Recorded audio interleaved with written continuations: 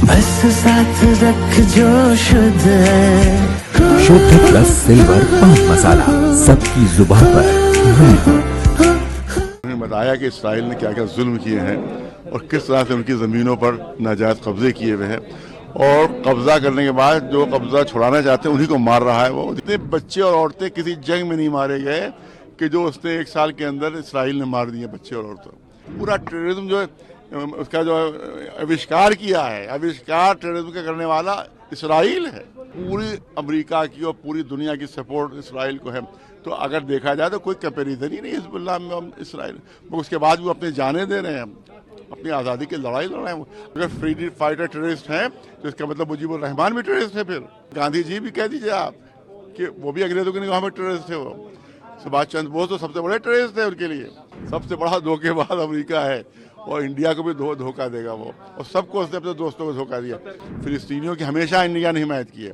अरे हमारे पास अभी वीडियो मौजूद है अटल बिहारी जी का, अटल बिहारी जी का वीडियो मौजूद है। उन्होंने कहा कि आतंकवाद उसने हमला नाजायज़ किया है इसराइल ने, और फिलिस्तीनियों की ज़मीन पर नाजायज़ कब्जा किया, और इसराइल को ज़मीनें खाली करना होगी। बीजेपी के जो वो थे फाउंडर वो अटल बिहारी जी थे, तो अटल बिहारी जी की बात को बीजेपी कैसे भूली जा रही है, ये मैं समझ नहीं आ रहा है। देखिए यहाँ ईरान एम्बेसडर भी इसमें शरीक थे और फिलिस्तीन के एम्बेसडर भी इस जैसे में शरीक थे, और उन्होंने बताया कि इसराइल ने क्या क्या जुल्म किए हैं और किस तरह से उनकी ज़मीनों पर नाजायज़ कब्जे किए हुए हैं, और कब्जा करने के बाद जो कब्जा छुड़ाना चाहते हैं उन्हीं को मार रहा है, वो उन्हीं को ख़त्म कर रहा है।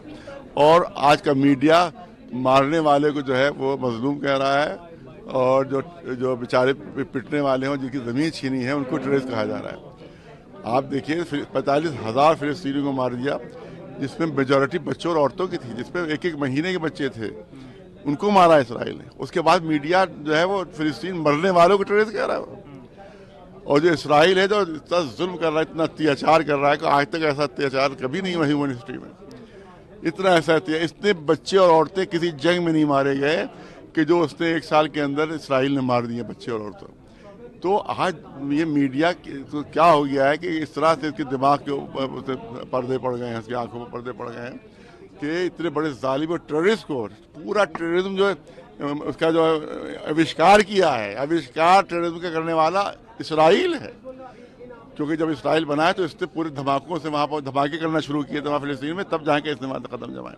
और पूरा ये बम कहाँ से मिले, बैंकर बस्टर बम जो है आप देखें तो हिजबुल्लाह के पास क्या है, कहीं से असलाह नहीं मिल रहा है, उसके होम मेड असले हैं उनके पास हैं, और पूरी अमेरिका की और पूरी दुनिया की सपोर्ट इसराइल को है। तो अगर देखा जाए तो कोई कंपेरिजन ही नहीं हिजबुल्लाह में इसराइल। उसके बाद वो अपने जाने दे रहे हैं, अपनी आज़ादी की लड़ाई लड़ रहे हैं। आज़ादी की लड़ाई लड़ रहे हैं हिजबुल्लाह वाले, आज़ादी की लड़ाई लड़ रहे हैं, अपनी फ्रीडम फाइटर। मैंने कहा तो अगर फ्रीडम फाइटर टेररिस्ट हैं तो इसका मतलब मुजीबुर रहमान भी टेररिस्ट है फिर, जिन्होंने पाकिस्तान से अपने को आज़ाद करवाया। फिर इसके बाद गांधी जी भी कह दीजिए आप कि वो भी अंग्रेजों की निगाह में टेररिस्ट थे। वो सुभाष चंद्र बोस तो सबसे बड़े टेररिस्ट थे उनके लिए। तो जो आप फ्रीडम फाइटर को टेररिस्ट कह रहे हैं, इससे बड़ी नाइंसाफ़ी, इससे बड़ा अत्याचार और कुछ हो ही नहीं सकता।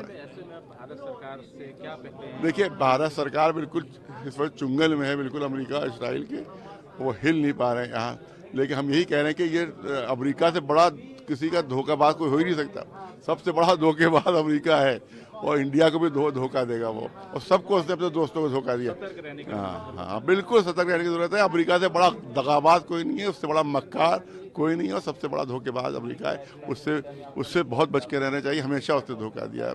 और लिहाजा हम सोच सकते हैं कि जो दोस्त मुल्क उसके हैं, मसलन अरब मुल्क है, उनको अपने साथ रखे, और ईरान उनको साथ रखे, जो उसके दोस्त उनको अपने साथ रखे। फिलिस्तीनियों की हमेशा इंडिया ने हिमायत की है। अरे हमारे पास अभी वीडियो मौजूद है अटल बिहारी जी का, अटल बिहारी जी का वीडियो मौजूद है। उन्होंने कहा कि आतंकवाद उसने हमला नाजायज़ किया है इसराइल ने, और फिलिस्तीनियों की ज़मीन पर नाजायज़ कब्जा किया, और इसराइल को ज़मीनें खाली करना होगी। तो ये तो बीजेपी के जो वो थे फाउंडर वो अटल बिहारी जी थे, तो अटल बिहारी जी की बात को बीजेपी कैसे भूली जा रही है, ये मैं समझ नहीं आ रहा है। क्योंकि कभी भी अटल बिहारी जी ने इसराइल की हिमायत नहीं की है, हमेशा फिलिस्तीनियों की हिमायत की है।